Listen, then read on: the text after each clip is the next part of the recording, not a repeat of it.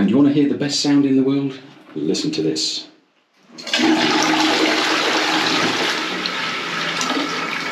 Standing in the shower now, yeah, very nice. I'm singing in the rain. Woo!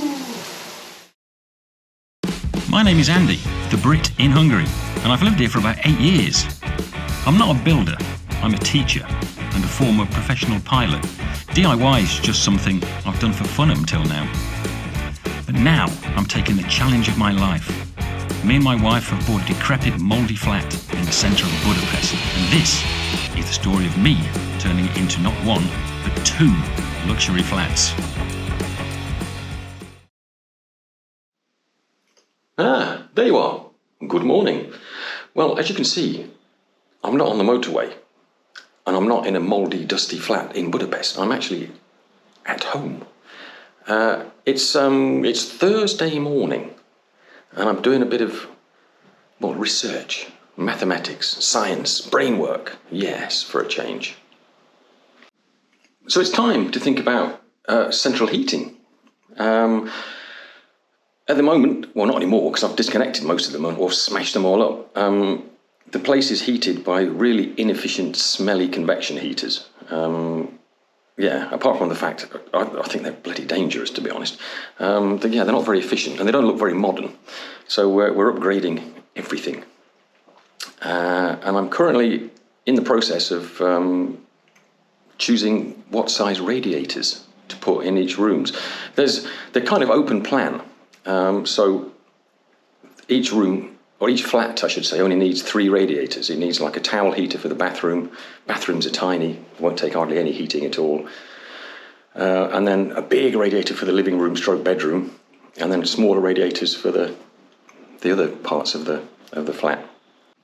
So there's lots of apps like this online. You just put in like all the dimensions of the room you want to heat, what type of floor it is, how big the windows are, how leaky the windows are, whether the wall's insulated, if there's a heated room above, etc. And you just calculate, and it tells you how many watts of power you need to keep the room warm. I've bought radiators off this company before. They're pretty cheap, but they give the sizes of the radiators, and they actually give like the power output of the radiator. And as with most things, a bit of redundancy is always good. The thing with radiators is you can always turn them down a little bit. Go a little bit over the top. So I reckon that one would probably suffice. And I've been going through all of the rooms and putting all of the sizes and everything in, and I've been sort of trying to calculate what size radiators I need. So this is the living room bedroom in flat 1. First radiator is going to go here. It's 2 meters long, so that's going to be just there.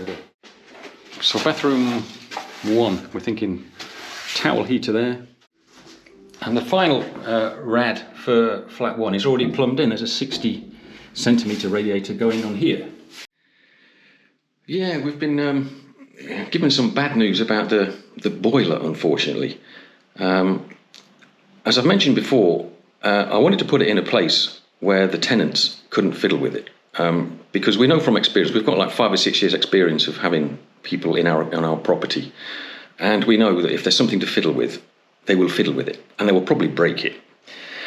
So my plan was to hide the boiler in that sort of false roof space where all the plumbing and electrical stuff is going to be. But we've been told, mainly because of the flu, we can't put it there.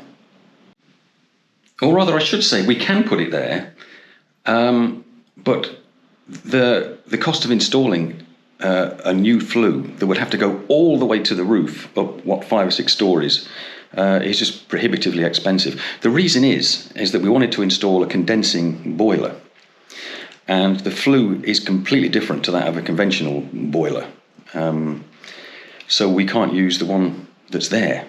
What I hoped to do was to put it on that wall where I showed you previously, and then just basically knock the flue into that little ventilation shaft. I thought it was going to be a bit sketchy doing that, and obviously it is, because if someone above's got their window open, they'll get gassed. So what I wanted to do was put it outside near where the front door is. But then again, I suspected it was going to be an issue, because then it vents straight into the stairwell, which again is going to gas people. So we can't put it there. The only other alternative, like I say, is to make the new flue go all the way to the roof, which would have to be, I don't know, 20, 30 metres long at least, which is just prohibitively expensive. Yeah, so now all my hopes and dreams of having a condensing boiler, super efficient, super economical, have now gone. There's no way logistically, financially we can do it. However, we can, without too much faffing about and too much paperwork, we can install a brand new old-fashioned kind of boiler, less efficient but cheaper actually, and much easier to fit. And because we're kind of using the same type, we don't have to do too many modifications to the flue. We can use the existing sort of chimney that's there, which saves a lot of faffing about and a lot of money and a lot of paperwork. However, I don't want it to be where it is at the moment. I want it to be in that room. But I want it to be on a different wall next to the window, and I want it really, really high up, like almost at ceiling height, so that the tenants can't fiddle with it. And what I'll do is I'll hide it inside a lockable cupboard or something. And it's not ideal, and it creates a few other problems with like pipe work and central heating pipes and things, but it's the best, cheapest, most efficient, most hassle-free solution.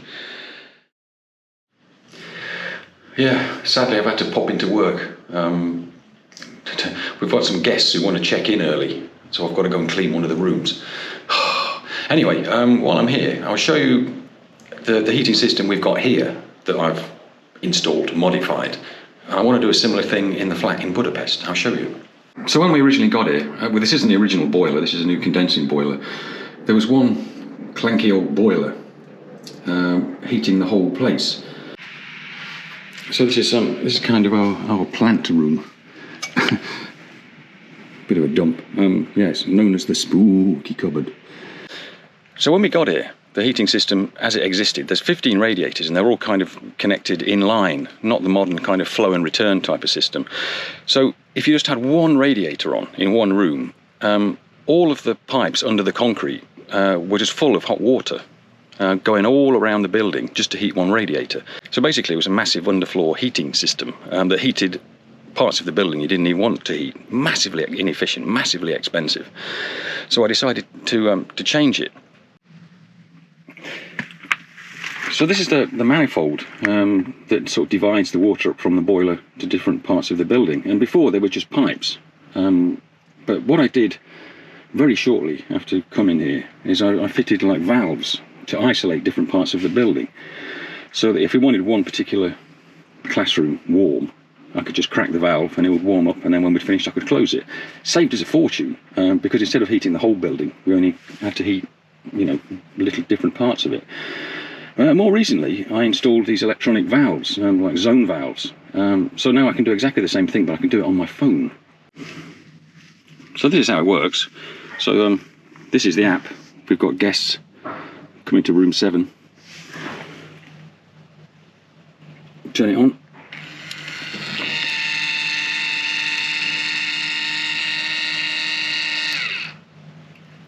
Genius. And it's the same philosophy. I want there to be as few things for them to mess about with and interfere with as possible. So I'll balance all the radiators manually. And then once everything's all set up, I'll lock them off. And I'm not going to bother putting thermostats on the radiators. I'm just going to have a wall thermostat, because like I say, it's open plan, so you don't really need individual control of different rooms. So each flat is going to have its own one of these, and there's going to be one boiler heating both flats. So I'm going to install 2 of those electronic zone valves. So if one flat decides it's too hot, they just turn the thermostat down, it goes click, the valve closes, but the boiler still runs for the flat next door.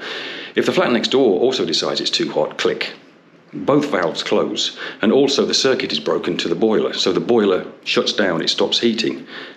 dead easy, dead simple. There's only one thing for the tenants to do, and that's turn the thermostat. It's bomb-proof, he says.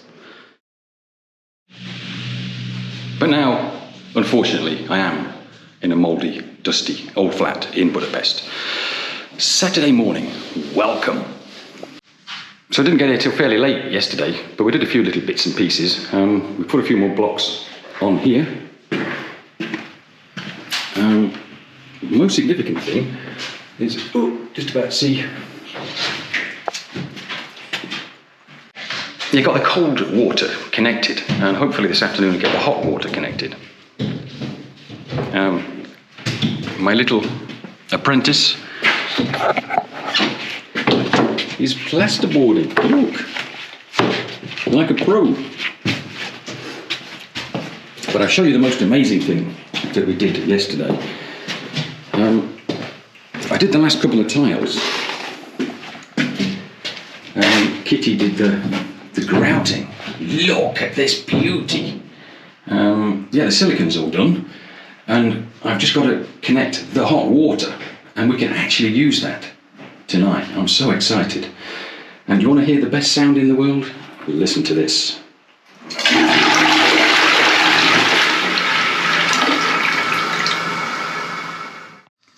Yeah, so as part of the compromise for the boiler position, yeah, the boiler's going to go here.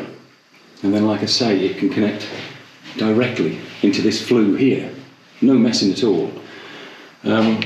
However, I put this little pipe in, and this goes to the place where the original boiler, or the boiler was originally going to be, so I can feed all the pipes, hot cold water pipes, central heating pipes, and even like electric cable through here. So yeah, it's not a bad compromise really. Yeah, this is the other side in bathroom 1. So yeah, I wanted to put the boiler there, but we can't. Never mind. Okay, here we go. So hot and cold water connected. That's running through the transfer tube I installed earlier. So, and connected to the old boiler. It's a bit kind of Frankenstein, but it's only temporary. Don't forget there's going to be a new boiler. Anyway, here we go. I'm going to turn the water on. It's going somewhere. Oh, we've got a leak. Oh, wait a minute. Where is the leak? There we go, all good. In my excitement, I forgot to tighten the connection up. Right, the water is on. And I think, well, let's try this one. So this is the original.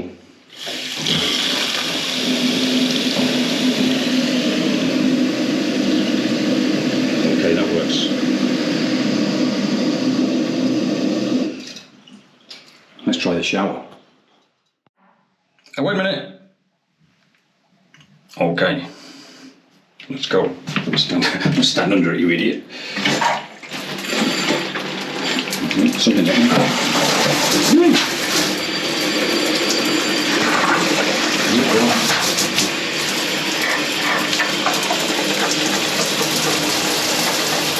Is it hot though? This is the question. It bloody is! It's hot water! Yeah!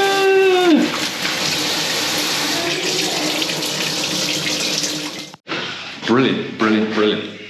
Excellent, that's a major milestone.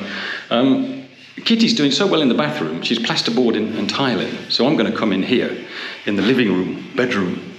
I'm going to start chasing out the walls for the pipes and the cables. Look, she's very versatile, now she's tiling. Da, da, da. This is brilliant. Good. Okay, so there's going to be a double socket here. The radiator valve is going to be here. So I'm going to run the electric and the water together. And then the radiator is huge. It's, I think 4 kilowatts, I think. And it's going to come to about there. That's where the other pipe will be.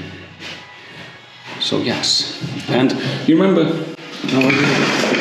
This is Kitti's wall she built, and I really wanted to have it as like a feature. We've decided it's not going to fit the vibe really, so we're just going to plaster it over, sadly. Never mind. Good morning. It's Sunday. It's 9 o'clock. We've just woken up. We had the most civilised evening ever in this place last night. We had a shower. Both had a shower. It was fantastic. Singing in the rain. Woo! It was really, really good. Using the toilet without having to chuck bucketfuls of water down it afterwards. And we upgraded the mattress in the tent last night. We've actually bought a proper double mattress instead of sleeping on mats on the floor. And we've both, it's the longest lying we've had. Normally we're up at 6 when the light comes through the window. But we actually slept all the way through till 9 o'clock. Brilliant, brilliant. We're getting the hang of this. And we had Netflix on the telly last night. Brilliant. Wait a minute, stop the press. We just realised that the clocks went forward. So we didn't have a tremendous lie-in. It's actually only 8 o'clock. Oh. Anyway, never mind, onwards and upwards. So it's quiet Sunday today. I want to keep the noise down as much as possible. I've got lots to do, or lots we want to do. I'll quickly show you. We would like... I've got 2 more joists to put in the bathrooms, and we'd like to get, well, at least the bathroom next door all sort of boxed in today. Have a big tidy up would be good, because it's got to the stage where all the mess is just doing your head in all the time and you can't find anything. It's all a bit of a lash up. I'll show you this later, but I want to get the bathroom wired in today, the lamps and everything.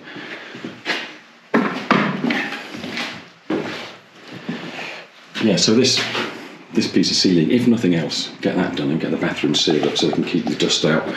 Oh, beautiful shower. Yeah, and I've put the wire and everything in and the switch.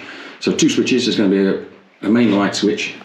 The lamp's going to be there. There's going to be a fan in the shower cubicle, and there's going to be, when the wash basin is here eventually, there's going to be a light up there somewhere for when I do my makeup. You know how it is.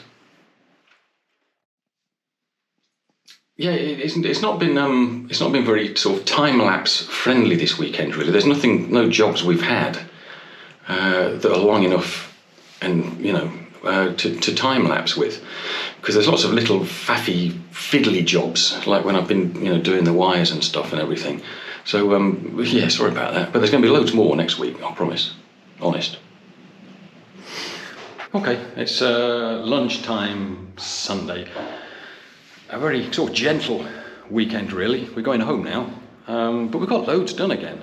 And I really mean we this time, because Kitti has been an absolute bathroom ninja. I'll show you what she's done. To bathroom 1. Yeah, so it's a bit flickery. This light makes everything a bit weird. Sorry about that. But yeah, Kitti has pretty much boarded this out and tiled it and everything all by herself. So, it's been absolutely tremendous, really. Yeah, so the first bit of wiring from the new consumer unit is for in here. So we've got a lamp, and there's some wiring to go to the extractor fan, which is going to be up there somewhere. 2 switches, light switch, and this one is going to be for the light there, the makeup light, whatever.